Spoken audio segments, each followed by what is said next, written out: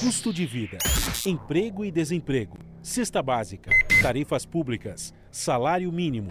Agora, na Brasil Atual, a análise do DIEESE. E nós vamos conversar agora com o diretor técnico do DIEESE, Fausto Augusto Júnior. Bom dia, Fausto. Bom dia, Glauco. Bom dia a todos. Fausto, nós tivemos aí na última sexta a divulgação de dados da PNAD contínua mostrando que a taxa de desemprego aumentou em 11 estados brasileiros no segundo trimestre deste ano em relação ao primeiro e caiu em 2 só, no Pará e no Amapá. Em 14 estados a taxa permaneceu estável. A gente observa aqui, vendo os dados, que estados do Nordeste têm ali as mais altas taxas de desemprego, né? A Bahia liderando, mas também os 3 estados da região sul tiveram alta de desemprego de um trimestre para o outro. Como é que você vê esses dados, Fausto?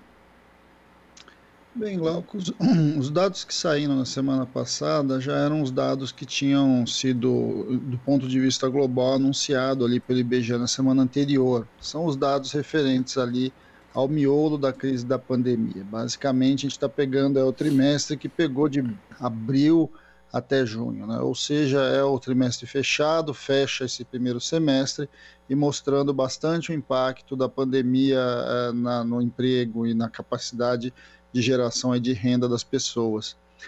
O dado mostra para a gente algumas questões que nos trazem bastante preocupação, mas que fazem parte da história da desigualdade desse país.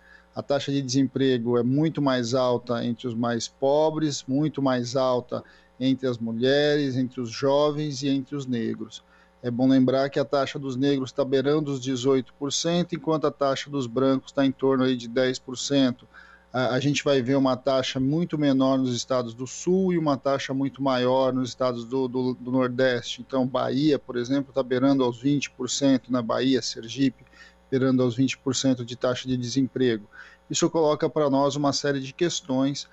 Primeiro, o dado de que o desemprego assolou o Brasil inteiro por conta da pandemia, mas não somente para a pandemia, e mostra o quão desigual é o nosso mercado de trabalho, o quão é desigual do ponto de vista regional, do ponto de vista das diferentes raças, do ponto de vista da inserção daqueles que menos recurso têm.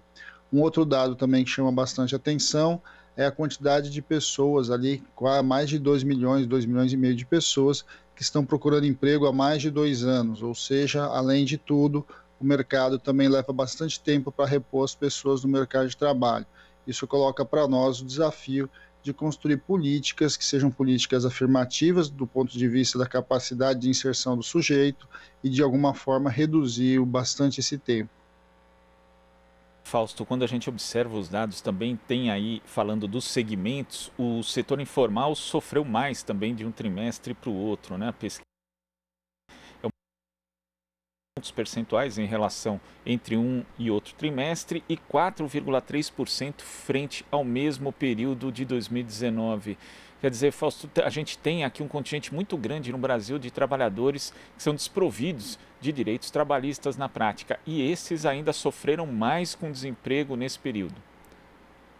Bem, Glauco, isso é para mostrar um pouco a discussão com relação a se, afinal de contas, ter direito reduz a nossa capacidade de ter emprego, ou seja, aqueles que quase direito algum têm, que são os trabalhadores informais, no momento de crise, eles foram os que mais sofreram, inclusive em relação ao próprio emprego, ou seja, a perda do emprego se deu, inclusive, mais para aqueles que não têm direitos do que aqueles que têm o direito aí consagrado na CLT.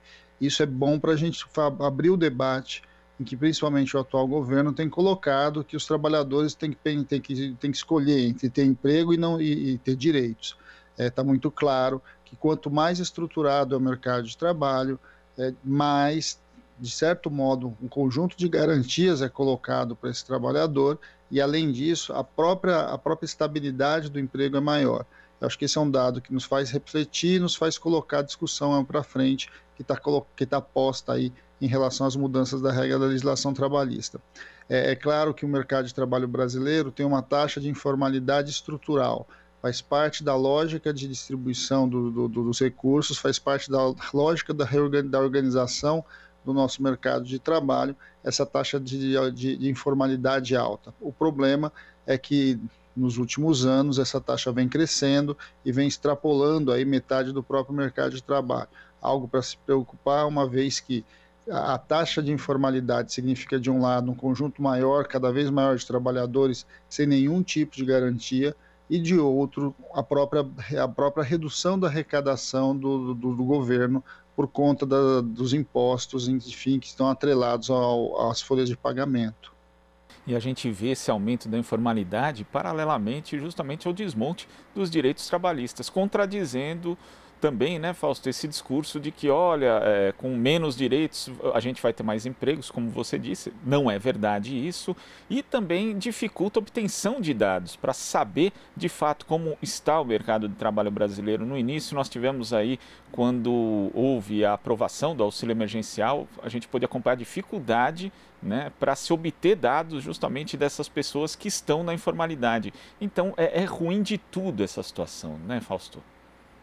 Não há a menor dúvida, e é preciso encará-la de frente. É preciso encarar que o mercado de trabalho brasileiro ele é desigual, que o mercado de trabalho brasileiro ele é heterogêneo, ou seja, ele incide sobre estados, municípios, incide sobre características das pessoas de maneira diferente. Então é muito diferente você ter uma estratégia de geração de emprego para quem tem o nível superior, que tem uma taxa de desemprego ali abaixo dos 10%, com relação a quem está ali com ensino médio incompleto, que tem uma taxa beirando aos 20%. É diferente você pensar numa discussão com relação ao Norte e Nordeste em relação ao Sul-Sudeste. Ou seja, lidar com a questão do emprego, colocar a questão do emprego no centro da política pública carece no mínimo discussão, no mínimo de planejamento e de uma vontade política efetiva de que o emprego é a prioridade. Eu acho que esse é o debate que a gente vai ter aí nesse pós-pandemia, que de certo modo a gente nunca sabe quando começa, mas que precisa ser colocado. Do ponto de vista da informalidade, fica muito claro que não dá para deixar para o mercado de trabalho resolver isso sozinho, do ponto de vista que é o mercado, que é o livre mercado que vai se estabelecer. O livre mercado, ao contrário, ele tenta agravar essas desigualdades e, de alguma forma, tenta se aproveitar, inclusive, dessa informalidade e do baixo custo. É bom lembrar, né, Glauco, que uma parte dessa informalidade, sequer informalidade pura, na verdade, são ilegalidades, são empregados que deveriam ter sua carteira assinada, deveriam ter o seu direito reconhecido e que, por uma ilegalidade daquele empregador, não o faz. Eu acho que esse é um debate que a gente precisa trazer para a sociedade, precisa ampliar, porque a estruturação do mercado de trabalho, de certo modo, beneficia o conjunto todo da sociedade. Seja porque a gente tem uma estabilidade maior das relações, seja porque esse mercado ele induz a uma maior arrecadação do Estado e também a formalização, de alguma forma, cria um grau de estabilidade que possibilita, inclusive, a impulsão ao consumo, uma vez que o informal, inclusive, tem bastante dificuldade de acessar crédito. E o crédito é fundamental para a gente pensar na superação de crises como a que nós estamos vivendo nesse momento.